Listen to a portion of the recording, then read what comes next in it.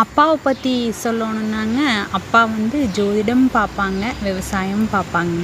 எந்த வேலை செஞ்சாலும் திருத்தமாக செய்வாங்க.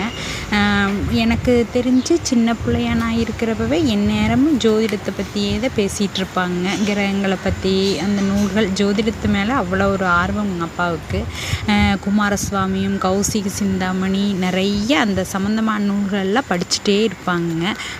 ஜோதிடம் மட்டும் இல்லைங்க, திருக்குறள்லேயே அப்பாவுக்கு வந்து ரொம்ப ஆர்வங்க. திருக்குறள்லேயும் நிறைய திருக்குறள் வந்து அப்பாவுக்கு மனப்பாடமாக தெரியுங்க.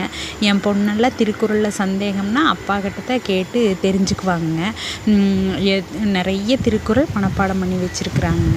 எளிய மக்களெல்லாம் ஜோதிடம் பார்க்க வந்தால் அவங்ககிட்ட எல்லாம் பணம் வாங்க மாட்டாங்க, இலவசமாகவே பார்த்து அவங்களுக்கெல்லாம் சொல்லிடுவாங்க.